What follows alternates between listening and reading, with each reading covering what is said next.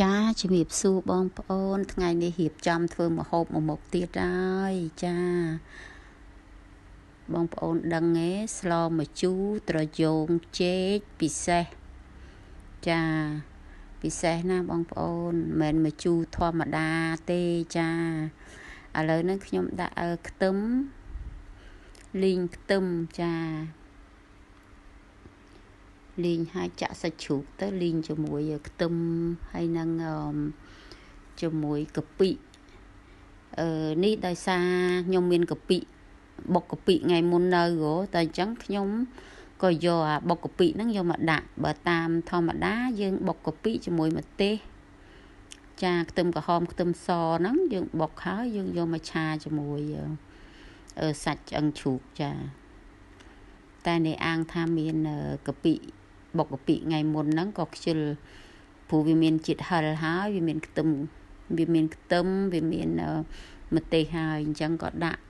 ថែមខ្ទឹមសលីងទៀតទៅនេះកាពិនេះឯងចាលាយទៅឲ្យដាក់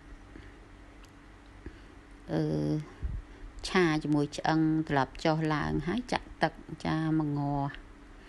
ឲ្យឆ្អឹងហ្នឹងផុយល្អបងប្អូនចា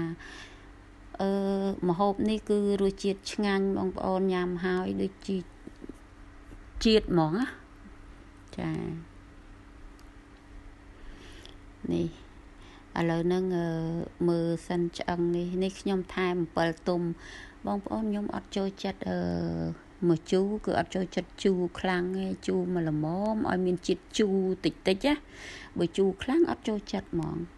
ចាបងអំពិលទុំហើយបង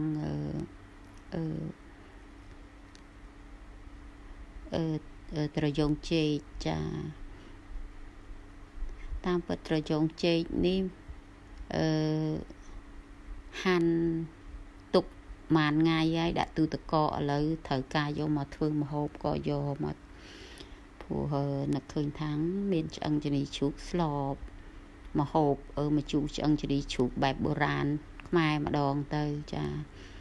ម្ហូបនេះអ្នកម្ដាយខ្ញុំធ្លាប់ធ្វើឲ្យញ៉ាំចាឆ្ងាញ់ណាបងប្អូនអើយ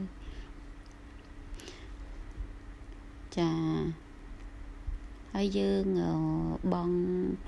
មានម្សៅស៊ុបមានស្ករទឹកត្រីអីចឹងបងប្អូនចាតាមការចូលចិត្តចាហើយនេះបងស្លឹកកភ្លូចាស្លឹកភ្លូខ្ញុំហាន់បែបអញ្ចឹងចាឆ្អិនហើយផុយសាច់ឆ្អឹងហើយយើងបងស្លឹកកភ្លូចា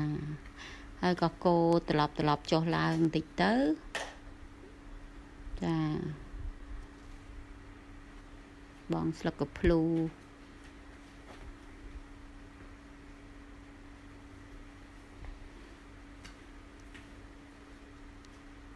ចាបងស្លឹកកភ្លូហើយ